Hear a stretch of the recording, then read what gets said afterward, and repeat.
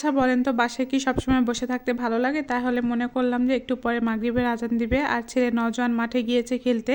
আপনারা নওজোয়ান মাঠ চিনবেন না, যারা নওগাঁর মধ্যে থাকে তারা কিন্তু চিনতে পারবে। আর বাইরে যারা দেখছেন তারা হয়তোবা চিনতে পারবেন না নওজোয়ান মাঠ কোথায়। তো আমাদের নওগাঁতে যারা থাকেন তারা হয়তোবা চিনতে পারবেন। সেখানে খেলতে চলে গিয়েছিল বিকালে, তো ওকে বলেছিলাম তুমি ওখানে দাঁড়িয়ে থাকবে, আমি তোমাকে যেয়ে নিয়ে আসবো। যাই হোক একটু পরেই মাগরিবের আজান দিবে, এই জন্যে কিন্তু আমি চলে যাচ্ছিলাম। নওজোয়ান মাঠে যেতে কিন্তু প্রায় আমার আধা ঘন্টার মতো সময় লাগবে। আমি আস্তে আস্তে টুকটুক করে হেঁটে হেঁটে যাচ্ছিলাম। তো যাই হোক এদিকে কিন্তু হচ্ছে ওকেও বলা ছিল যে মাগরিবের আজান দিলে তুমি এক জায়গাতে দাঁড়িয়ে থাকবে, আর ওখানে কিছু পিঠা বিক্রি করে, সেই পিঠা আলার দোকানে তুমি বসে থাকবে। এসে দেখি সে নাই, তারপরে কি করব যে আমি একাই দাঁড়িয়েছিলাম। দাঁড়িয়ে থেকে ওকে তো বারবার খুঁজতেছিলাম, আর এদিকে আমি পিঠা বানানো দেখছিলাম। এদিকে পিঠা আমি নিব নাকি হচ্ছে ওকে খুঁজবো, কোনোটাই আসলে ভেবে পাচ্ছিলাম না। মানে ও আমাকে খুঁজতেছিল, আমি ওকে খুঁজতেছিলাম। এখানে এত ভিড় থাকে যে আপনি সন্ধ্যার পরে গেলে আসলে কেউ কাউকে দেখা যায় না।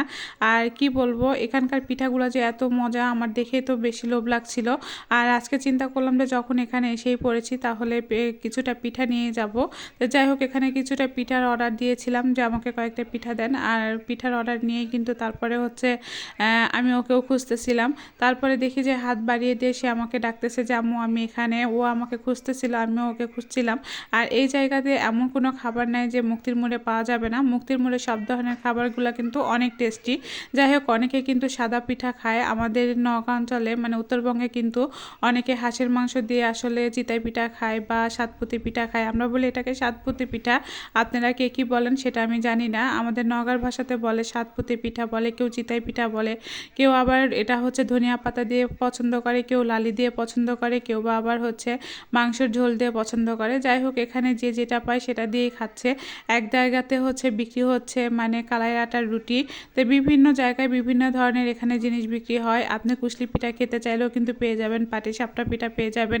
এখানে মুক্তির মোড়ে সব কিছু পাওয়া যায়। আর এখানকার পিঠাগুলা খেতেও যেমন দুর্দান্ত মজা, তেমন কিন্তু আপনি যদি মনে করেন যে এখান থেকে পিঠা নিয়ে যেয়ে আপনি ভিজাবেন, অনেকে কিন্তু পিঠা বানাইতে পারেন না। এখন কিন্তু যারা পিঠা বানাইতে পারে না তাদের জন্য কিন্তু দারুণ একটা সুযোগ।